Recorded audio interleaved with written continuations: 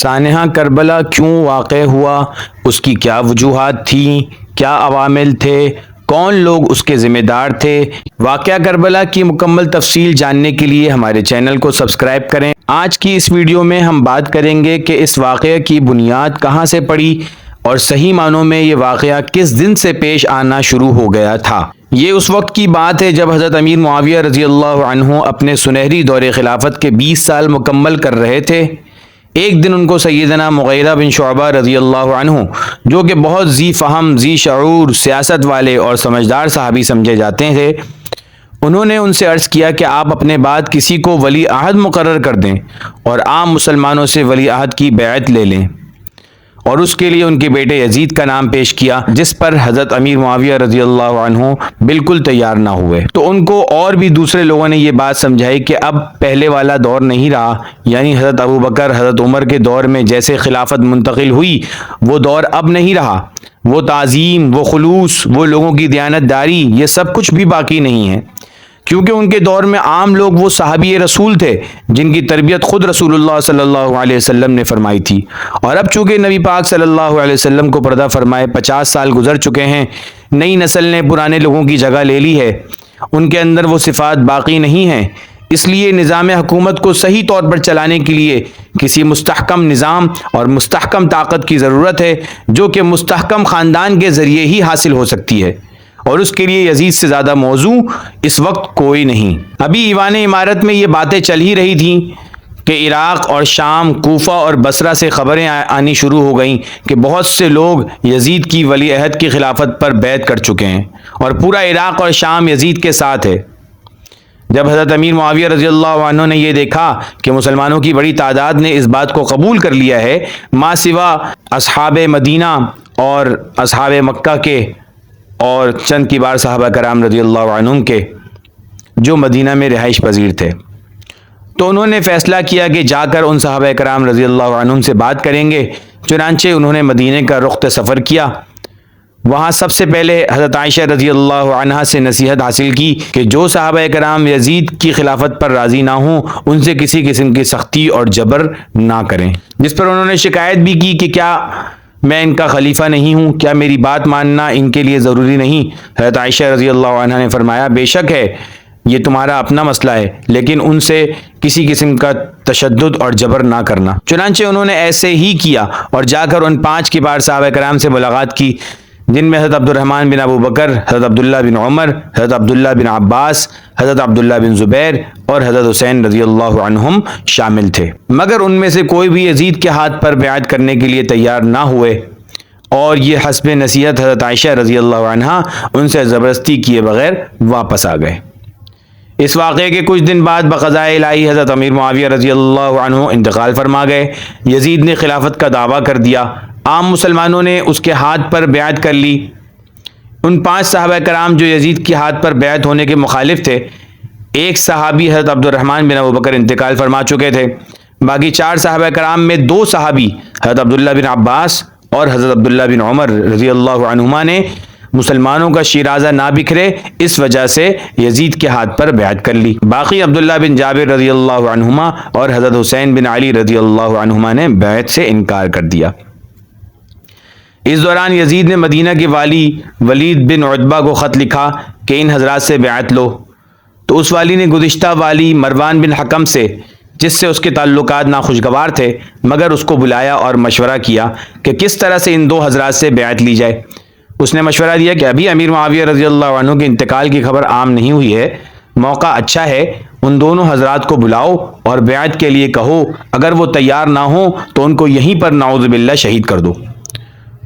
ولید کو یہ بات سمجھ آئی اور اس نے حضرت حسین رضی اللہ عنہ اور حضرت عبداللہ بن جابر رضی اللہ عنہ کو بلانے کے لیے قاصد روانہ کیا۔ ادھر یہ 2 حضرات مسجد کے اندر بیٹھے تھے، انہوں نے قاصد سے کہا تم جاؤ ہم آتے ہیں۔ اس کے جانے کے بعد انہوں نے مشورہ کیا اور تجسس ہوا کہ یہ وقت تو والی کے مجلس کا نہیں ہے، ایسے وقت میں بلانا کوئی خاص راز ہے۔ حضرت حسین رضی اللہ عنہ اپنی فراست اور ذکاوت سے سمجھ گئے کہ کہاں یہ 2 حضرات ایک دوسرے کی شکل نہیں دیکھنا چاہتے اور آج بیٹھ کر باہمی مشاورت کر رہے ہیں۔ انہوں نے بھانپ لیا کہ امیر معاویہ کا انتقال ہو گیا ہے اور یہ ان دونوں کو یزید سے بیعت کے لیے بلا رہے ہیں۔ دونوں نے مشورہ کیا، جس پر حضرت حسین رضی اللہ عنہ نے کہا اپنے ساتھ چند نوجوانوں کو لے جاتا ہوں اور باہر رکھتا ہوں، اگر ضرورت پڑی تو ان کو اندر بلا لوں گا۔ وہاں پہنچے تو وہی ہوا جس کا ان کو خدشہ تھا۔ امیر معاویہ رضی اللہ عنہ کے انتقال کی خبر ملی اور یزید سے بیعت کے لیے کہا گیا، جس پر حضرت حسین رضی اللہ عنہ نے یہ کہہ کر انکار کر دیا کہ میرے جیسے آدمی کو یہ زیبا نہیں کہ چھپ کر بیعت کروں، آپ مسجد میں سب کے سامنے یہ بات پیش کریں، جو کرنا ہوگا میں وہ سب کے سامنے کروں گا۔ ولید یہ بات مان گیا، مگر مروان نے اس کو کہا کہ ان کو جانے نہیں دو، اگر یہ آج تمہارے ہاتھ سے نکل گئے تو کبھی نہیں آئیں گے، ان کو یہیں پر نعوذ باللہ شہید کر دو۔ اس کے بعد حضرت حسین نے کہا تم کون ہوتے ہو مجھے قتل کروانے والے، اور یہ بول کر وہاں سے نکل گئے۔ مروان نے عتبہ کو بہت ملامت کی کہ تو نے موقع ضائع کر دیا۔ اس کے بعد یہ دونوں حضرات اپنے گھر والوں سمیت مکہ مکرمہ چلے گئے۔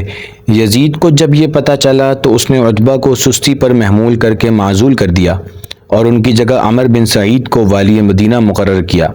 عمر بن سعید نے عبداللہ بن زبیر کے بھائی عمر بن زبیر کو پولیس کا افسر مقرر کر کے 2000 کا لشکر دے کر ان کی گرفتاری کے لیے بھیجا،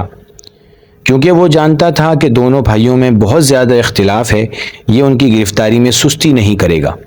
سیدنا حسین رضی اللہ عنہ کو راستے میں عبداللہ بن مطیع ملے اور ان سے پوچھا کہ آپ کہاں جا رہے ہیں؟ تو انہوں نے کہا ابھی تو مکہ کا ارادہ ہے، باقی بعد میں دیکھتے ہیں کہاں جانا ہے۔ عبداللہ بن مطیع نے کہا کہ آپ مکہ ہی میں مقیم رہیں اور وہ امن کا گھر ہے، اور خدا کے واسطے کوفہ نہ جائیے گا،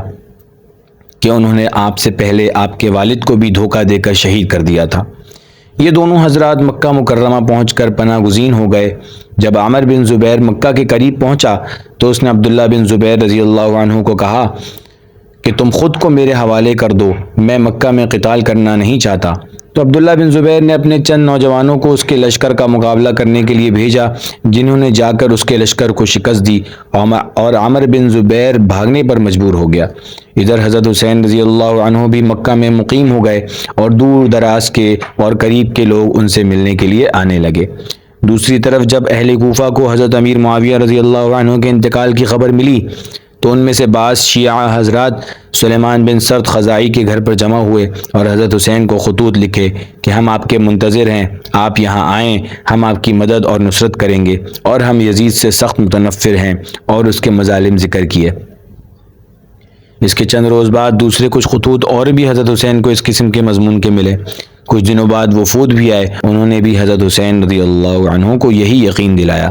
حضرت حسین رضی اللہ عنہ وفود اور خطوط سے متاثر ہو گئے، مگر دانش مندی سے خود جانے سے پہلے اپنے چچا زاد بھائی مسلم بن عقیل کو کوفہ والوں کے نام ایک خط لکھ کر روانہ کیا کہ وہ وہاں جا کر حالات کا جائزہ لیں اور ان کو خبر کریں۔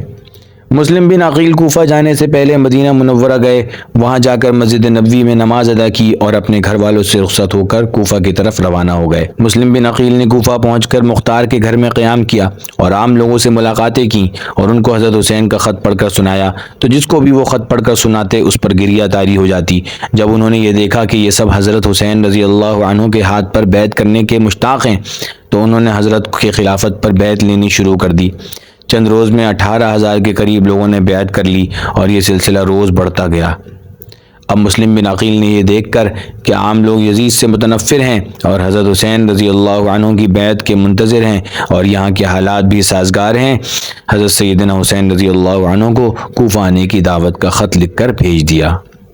اس خط کے بعد بقضاء الہی حالات جیسے یکدم بدل گئے۔ نعمان بن بشیر جو کہ کوفہ کے والی تھے، ان کو جب مسلم بن عقیل کے آنے کی اور مسلمانوں کی بیعت کی خبر ملی تو انہوں نے مسجد میں خطبہ دیا اور لوگوں کو اس پر خبردار کیا، اور ساتھ میں یہ بھی کہا کہ میں کسی کو محض الزام یا تہمت پر سزا نہیں دوں گا، لیکن اگر کسی نے ایسی حرکت کی تو میں اس کو تلوار سے سیدھا کر دوں گا۔ اس خطبے پر عبداللہ بن مسلم جو وہیں بیٹھا تھا اس نے کہا کہ یہ بزدلوں والی بات کی ہے، اس معاملے میں تشدد ضروری ہے، تو نعمان بن بشیر نے اس سے انکار کر دیا۔ عبداللہ بن مسلم نے خود یزید کو خط لکھا کہ اگر تمہیں کوفہ کی تھوڑی سی بھی ضرورت ہے تو یہاں کسی قوی آدمی کو گورنر بنا کر بھیجو۔ اسی طرح کے خطوط اور بھی کئی لوگوں نے یزید کو لکھ کر بھیجے۔ یزید نے اپنے مشیر خاص سراجون سے مشورہ کیا تو اس نے ابن زیاد کا نام لیا۔ یزید کے تعلقات اس سے کچھ بہتر نہ تھے، مگر اس کے اصرار پر عبید اللہ بن زیاد کو کوفہ کا گورنر بنا کر بھیج دیا۔ عبیداللہ بن زیاد بصرہ کا پہلے ہی گورنر تھا۔ امام حسین رضی اللہ عنہ نے بصرہ میں ایک خفیہ خط بھیجا جس کا مضمون کچھ اس طرح تھا کہ رسول اللہ صلی اللہ علیہ وسلم کی سنتیں مٹ رہی ہیں اور بدعات پھیل رہی ہیں، تم حق کا ساتھ دو۔ ابن زیاد کو منذر بن جارود نے یہ خیال کر کے کہ یہ خود ابن زیاد کا جاسوس ہوگا، اس خط کو اور خط لانے والے کو ابن زیاد کے حوالے کیا۔ ابن زیاد نے اس کو قتل کر دیا اور پیچھے اپنے بھائی عثمان بن زیاد کو بصرہ کا اپنا قائم مقام بنا کر خود کوفہ کے لیے روانہ ہو گیا۔ جب کوفہ پہنچا تو وہاں پر زیادہ تر لوگ حضرت حسین رضی اللہ عنہ کو پہچانتے نہ تھے۔ انہوں نے ابن زیاد کو یہی سمجھا کہ یہ حضرت حسین ہیں، چنانچہ وہ جس مجلس سے گزرتا سب لوگ مرحبا بابن رسول اللہ، اے اللہ کے رسول صلی اللہ علیہ وسلم کے نواسے، آپ کو خوش آمدید کہہ کر اس کا استقبال کرتے ہیں، جس پر یزید خاموش رہا اور دل میں کڑتا رہا کہ یہاں تو سارا کا سارا کوفہ ہی امام حسین رضی اللہ عنہ کے تابع ہو چکا ہے۔ اور وہ سیدھا نعمان بن بشیر کے گھر پہنچا۔ نعمان بن بشیر کو جب یہ بات پتہ چلی کہ حسین رضی اللہ عنہ کوفہ پہنچ گئے ہیں تو انہوں نے اپنے گھر کا دروازہ بند کر لیا اور کہا کہ میں آپ سے لڑنا نہیں چاہتا، لیکن آپ یہاں سے چلے جائیں۔ ابن زیاد نے ان کو کہا کہ میں ابن زیاد ہوں، دروازہ کھولو۔ دروازہ کھولنے کے بعد اس نے سب سے پہلے ان کو معزول کیا اور کوفہ کے سرداروں کو بلا کر ان کو زجر و تنبیہ کی اور کہا کہ جو کوئی بھی مسلم بن عقیل کا ساتھ دے گا یا جس کے گھر میں وہ پائے گئے میں اس کو قتل کر دوں گا۔ صبح ہوتے ہی اس نے مسجد میں سب لوگوں کے سامنے خطبہ دیا، تب لوگوں کو پتہ چلا کہ یہ ابن زیاد ہے۔ ادھر مکہ میں حضرت حسین رضی اللہ عنہ نے حضرت عقیل کے خط کے بعد جانے کی تیاری شروع کر دی، جس پر ابن عباس رضی اللہ عنہما اور دیگر صحابہ کرام نے ان کو نہ جانے کا مشورہ دیا اور کہا کہ کوفہ والوں نے پہلے بھی آپ کے والد کے ساتھ دھوکہ کیا، اب آپ کے ساتھ بھی دھوکہ کریں گے، آپ ہرگز وہاں نہ جائیں۔ مگر حضرت حسین رضی اللہ عنہ کے سامنے ایک عظیم مقصد تھا کہ نانا کے لائے ہوئے دین کو یوں مٹتا دیکھ کر خاموش نہیں بیٹھ سکتے تھے، اور دوسرا یہ کہ کوفہ والوں کے خطوط اور وفود اتنے تھے اور ان کا اصرار اس قدر تھا کہ اگر اس کی پاسداری نہ کرتے تو یہ ان کی نگاہ میں ہرگز درست نہ ہوتا۔ بالآخر حضرت حسین رضی اللہ عنہ کو اپنے خیرخواہوں کا مشورہ بھی اپنے عزم مصمم سے نہ پھیر سکا اور انہوں نے مکہ سے کوچ فرما لیا۔ عبداللہ بن جعفر رضی اللہ عنہما کو جب اس کی اطلاع ملی تو انہوں نے فوراً اپنے بیٹوں کو خط دے کر روانہ کیا کہ حضرت حسین رضی اللہ عنہ کو یہ خط دیں اور ان سے عرض کریں کہ وہ ہرگز کوفہ نہ جائیں، کیونکہ وہی مسلمانوں کی آخری امید ہیں اور ان کے پیشوا ہیں۔ اگر ان کو کچھ ہو گیا تو اسلام کا نور بجھ جائے گا، اور چلنے میں جلدی نہ کریں اور یہ خط سن کر وہیں ان کا انتظار کریں، وہ بھی ان کے پاس آئیں گے۔ اور عبداللہ بن جعفر رضی اللہ عنہ پھر والی مکہ عمر بن سعید کے پاس امن کا پروانہ لینے کے لیے چلے گئے۔ عمر بن سعید نے امن کا پروانہ بھی تحریری طور پر لکھ کر ان کو دے دیا اور ساتھ اپنے بھائی یحییٰ بن سعید کو بھی ضمانت کے طور پر ان کے ساتھ روانہ کر دیا۔ یہ دونوں حضرات جب حضرت حسین رضی اللہ عنہما کے پاس پہنچے اور ان کی منت سماجت کی کہ آپ ہرگز آگے نہ جائیں، آپ کی جان کو شدید خطرہ ہے، جس پر انہوں نے اپنے خواب کا عذر کیا جس میں رسول پاک صلی اللہ علیہ وسلم نے انہیں کسی کام کو کرنے کا حکم دیا ہے۔ حضرت عبداللہ بن جعفر نے عرض کیا کہ وہ خواب کیا ہے؟ حضرت حسین نے فرمایا کہ وہ خواب میں ہرگز کسی کو نہ بتاؤں گا یہاں تک کہ میں اپنے رب سے جا ملوں، اور وہ وہاں سے آگے چل دیے۔ ادھر ابن زیاد نے اپنے پولیس کے افسر حسین بن نمیر کو قادسیہ تک بھیج دیا، وہ حضرت حسین رضی اللہ عنہ کے بارے میں معلومات اکٹھی کریں۔ حضرت حسین رضی اللہ عنہ جب مقام حاجر تک پہنچے تو انہوں نے قیس کو ایک خط دے کر کوفہ والوں کی طرف روانہ کیا کہ جس مقصد کے لیے تم نے مجھے دعوت دی ہے اور جس مقصد کے لیے تم نے مجھے بلایا ہے، میں اس چیز کو پورا کرنے کے لیے آ رہا ہوں، اور تم لوگ بھی اس میں زیادہ سے زیادہ کوششیں کرو۔ کوفہ میں مسلم بالآخر ایک عورت کے گھر کے دروازے کے پاس جا کر بیٹھ گئے۔ اس عورت نے بارہا اصرار کیا کہ آپ یہاں سے جائیں، جس پر مسلم بن عقیل نے کہا کہ میں یہاں مسافر ہوں، حضور کے خاندان کا ہوں، کیا تم مجھے پناہ دو گی؟ بالآخر وہ تیار ہو گئی اور اس نے مسلم بن عقیل کو پناہ دی۔ جب ابن زیاد کو اطمینان ہو گیا کہ اس کے محل کا محاصرہ ختم ہو گیا ہے تو اس نے مسجد میں خطبہ دیا اور کہا کہ جو کوئی مسلم بن عقیل کو پناہ دے گا اس کا ذمہ ہم سے بری ہے، اور جو کوئی ان کو ہمارے حوالے کرے گا اس کو انعام دیا جائے گا۔ اور پھر اپنے پولیس کے افسر حسین بن نمیر کو گلی کوچوں میں کھڑا کر دیا کہ کوئی بھی کوفہ سے باہر نہ نکلنے پائے۔ جب اس عورت کا بیٹا گھر آیا اور اس کو معلوم ہوا تو وہ بہت ناراض ہوا، اور جب اس کو اس بات کا احساس ہوا کہ پولیس اب ان کے گھر کی تلاشی لے گی تو اس نے خود ہی مخبری کر دی۔ زیاد نے محمد بن اشعث کی سربراہی میں 70 سپاہی دے کر ان کو گرفتار کرنے کے لیے بھیج دیا۔ مسلم نے جب ان سپاہیوں کی آوازیں سنی تو دروازے سے باہر آ کر تنہا ان کا مقابلہ کیا اور ان سب کو واپس کر دیا۔ جب وہ پلٹے تو واپس وہ لوگ بھی پھر سے آ گئے اور آ کر ان کے گھر میں پتھر برسانا شروع کر دیا اور گھر کو آگ لگا دی۔ بالآخر محمد بن اشعث نے مسلم کو امان دی اور کہا کہ آپ ہرگز نہ گھبرائیں، آپ کو قتل نہ کیا جائے گا کیونکہ ابن زیاد بھی آپ کا رشتہ دار ہے۔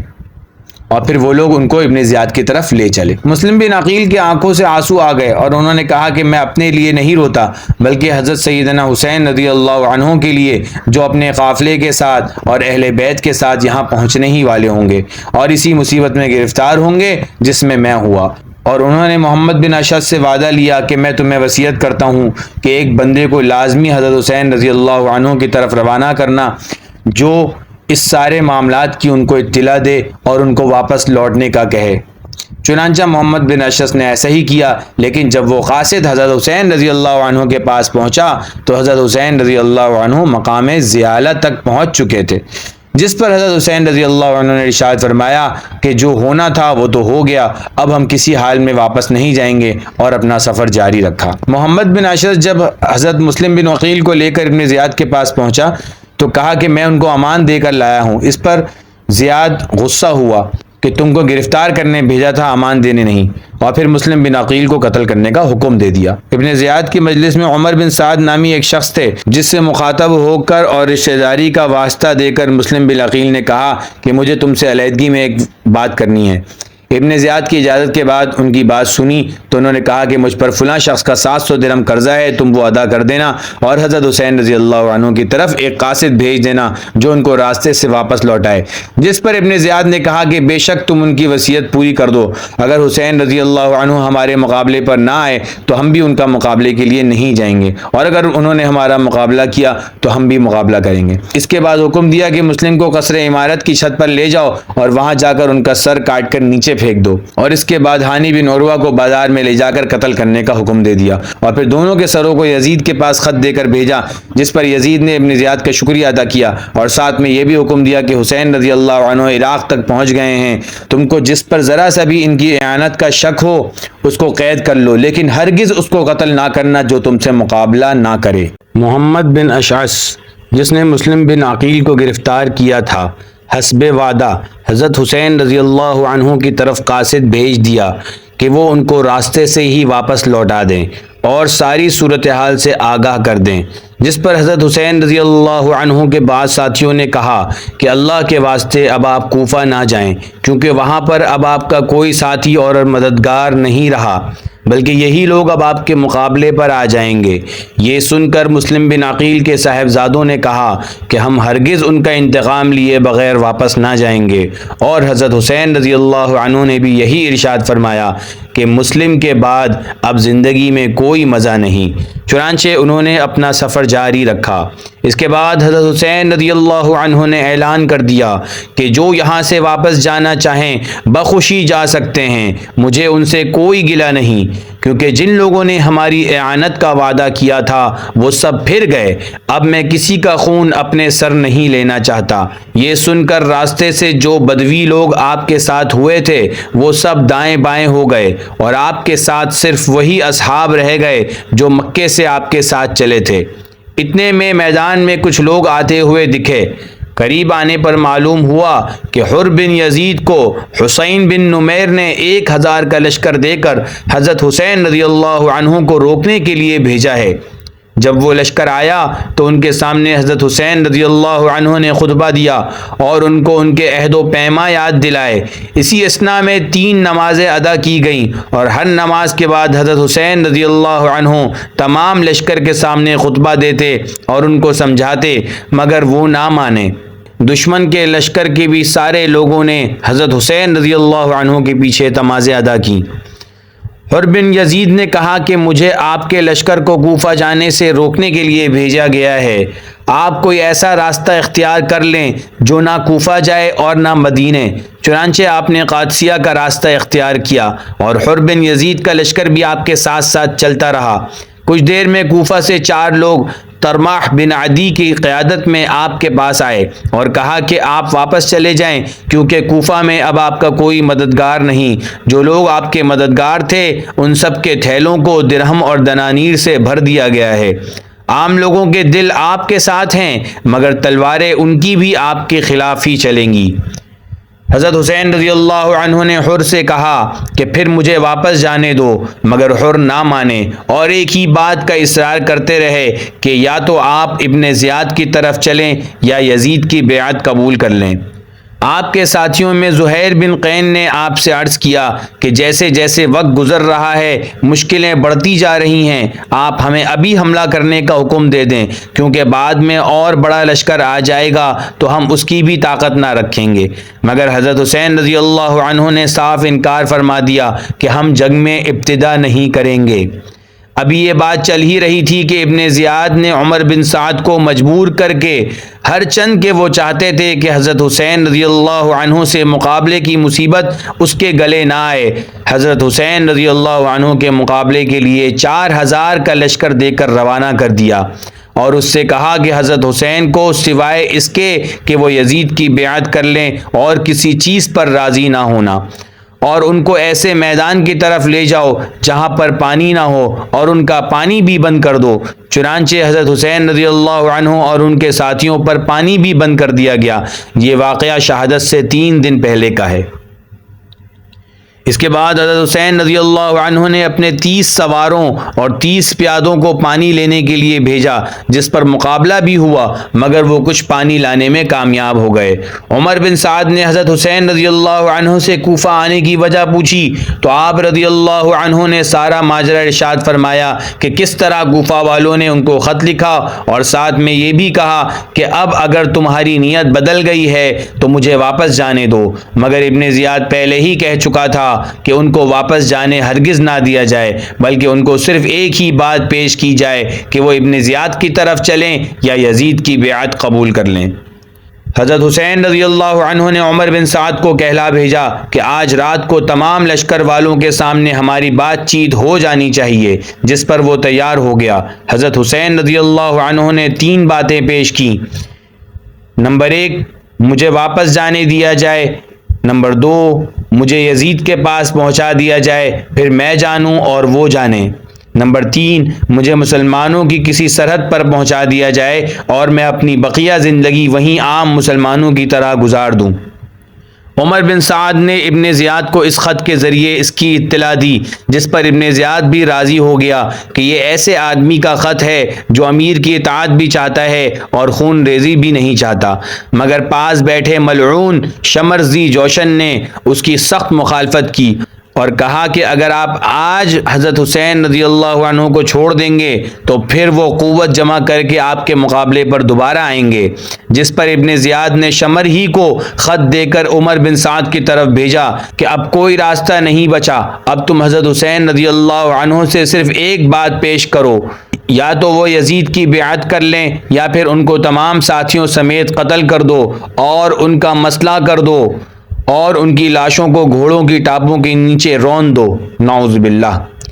شمر میدان کربلا میں 9 محرم کو پہنچا تھا۔ تھوڑی دیر کے لیے حضرت حسین رضی اللہ عنہ کو اونگ آئی اور آپ نے رسول پاک صلی اللہ علیہ وسلم کی زیارت کی، اور جب آنکھ کھلی تو بتایا کہ حضور فرما رہے تھے کہ اب تم ہمارے پاس آنے والے ہو، جس کو سن کر ہمشیرہ حضرت زینب رضی اللہ عنہا زار و قطار رونے لگیں، جس پر حضرت حسین رضی اللہ عنہ نے ان کو تسلی دی۔ عمر بن سعد کے پاس جب شمر وہ خط لے کر آیا تو عمر بن سعد نے حضرت حسین رضی اللہ عنہ کو اس کی اطلاع دی، جس پر حضرت حسین رضی اللہ عنہ نے عبادت کے لیے 1 رات کی مہلت مانگی، جس پر شمر تیار نہ ہوا، مگر عمر بن سعد نے کہا کہ تم خاموش رہو، بالکل ان کو عبادت کی مہلت دی جائے گی۔ چنانچہ اس رات حضرت حسین رضی اللہ عنہ نے اپنے رفقا کے ساتھ عبادت اور گریہ زاری میں گزاری اور ایک خطبہ دیا اور کہا کہ میرے علم میں اس وقت روئے زمین پر کسی کے ساتھ بھی ایسے نیک اور وفا شعار ساتھی نہیں جیسے تم میرے ساتھ ہو۔ میں باخوشی راضی ہو کر تم سب کو یہ کہتا ہوں کہ تم سب میرے اہل بیت میں سے ایک ایک کا ہاتھ پکڑو اور رات کے اندھیرے میں منتشر ہو جاؤ، کیونکہ دشمن کو صرف میں مطلوب ہوں۔ مگر سب یک زبان ہو کر بولے کہ اللہ ہمیں آپ کے بعد باقی نہ رکھے، ہم ہرگز آپ کو نہیں چھوڑیں گے۔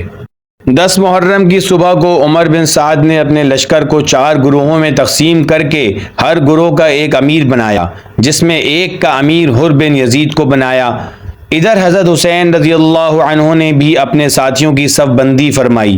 اچانک حر بن یزید گھوڑا دوڑاتے ہوئے حضرت حسین کے لشکر میں شامل ہو گئے اور خوب نادم ہوئے کہ میں نے آپ کو راستہ نہیں دیا، کیونکہ واللہ مجھے اندازہ نہیں تھا کہ معاملہ یہاں تک پہنچ جائے گا۔ اب یہی میری توبہ ہے کہ میں آپ کے ساتھ قتال کرتے ہوئے شہید ہو جاؤں۔ چنانچہ ان کے سامنے ڈھال بن کر کھڑے ہو گئے۔ یہ سب دیکھ کر حضرت حسین رضی اللہ عنہ کی بہن سیدہ زینب رضی اللہ عنہا بے قرار ہو گئیں اور رونے لگیں، جس پر سیدنا حسین رضی اللہ عنہ نے ان کو وصیت فرمائی کہ جب ہم شہید ہو جائیں تو تم سینہ کوبی نہ کرنا اور کپڑے ہرگز نہ پھاڑنا اور بلند آواز سے نہ رونا۔ یہاں پر حر بن یزید نے بھی لشکر کو بہت سمجھایا کہ تم کس پر حملہ کر رہے ہو، تم ہی نے ان کو بلایا ہے، اب تم ہی ان پر حملہ کر رہے ہو اور ان کو قتل کرنے کے در پہ ہو۔ جب شمر نے یہ دیکھا کہ بات چیت لمبی ہو رہی ہے تو اس نے پہلا تیر چلایا اور جنگ شروع ہو گئی۔ حضرت حسین رضی اللہ عنہ کے ساتھی جس طرف بڑھتے ادھر سے میدان خالی ہو جاتا، دشمنوں کے بھی کافی لوگ مارے گئے اور حضرت حسین رضی اللہ عنہ کے بھی کئی ساتھی شہید ہو گئے۔ اسی اثنا میں ظہر کی نماز کا وقت آیا۔ حضرت حسین رضی اللہ عنہ نے کہا کہ جنگ ملتوی کرو، ہم نماز ادا کریں گے، مگر اتنی گمسان کی جنگ میں کون سنتا تھا، وہ لوگ نہ رکے۔ چنانچہ حضرت حسین رضی اللہ عنہ نے اپنے چند ساتھیوں کے ساتھ ظہر کی نماز صلاۃ الخوف کے مطابق ادا فرمائی۔ اب جو لوگ آپ کے ساتھ رہ گئے تھے ان کو اس بات کا اندازہ ہو گیا تھا کہ نہ تو ہم حضرت حسین رضی اللہ عنہ کو بچا سکتے ہیں نہ خود بچ سکتے ہیں، چنانچہ ہر ایک کی خواہش یہی تھی کہ حضرت حسین رضی اللہ عنہ کے سامنے پہلے وہی شہید کر دیا جائے۔ اسی لیے وہ سب مزید ڈٹ کر مقابلہ کرنے لگے۔ اس دوران حضرت حسین رضی اللہ عنہ کے بیٹے علی اکبر آگے بڑھے، جن کو کمبخت مرہ بن منقذ نے نیزہ مارا اور دوسرے شقی لوگوں نے آگے بڑھ کر ان کو شہید کر دیا اور جسم کے ٹکڑے ٹکڑے کر دیے۔ ایک ایک کر کے حضرت حسین رضی اللہ عنہ کے تمام رفقا شہید ہو گئے۔ اب حضرت سیدنا حسین رضی اللہ عنہ اکیلے بے یار و مددگار رہ گئے۔ مالک ابن نصر شقی القلب نے حضرت حسین کے سر پر تلوار سے حملہ کیا، جس سے وہ شدید زخمی ہو گئے۔ اس کے بعد انہوں نے اپنے چھوٹے بیٹے کو بلایا اور گود میں بٹھایا۔ ظالموں نے اس بچے کو، جس کا نام علی اصغر تھا، اس کو بھی شہید کر دیا، جن کا خون حضرت حسین رضی اللہ عنہ نے زمین پر بکھیر دیا اور دعا کی، یا اللہ تو ہی ان ظالموں کا حساب لینے والا ہے۔ پیاس کی شدت سے بے تاب ہو کر حضرت حسین رضی اللہ عنہ دریائے فرات کے قریب تشریف لے گئے، جہاں سے جانور تک پانی پی رہے تھے، مگر اہل بیت کو پانی پینے کی اجازت نہ تھی۔ مگر شمر ملعون نے 10 لوگوں کے ساتھ حضرت حسین رضی اللہ عنہ کو گھیر لیا۔ تاریخ گواہ ہے کہ جس شخص کے گھر کے تمام افراد اس کے سامنے شہید کر دیے گئے، جو خود زخموں سے نڈھال ہو، ایسے دلیرانہ مقابلہ کر رہے تھے کہ جس طرف کا رخ کرتے ادھر سے لشکر چھٹ جاتا اور سب پیچھے ہٹ جاتے۔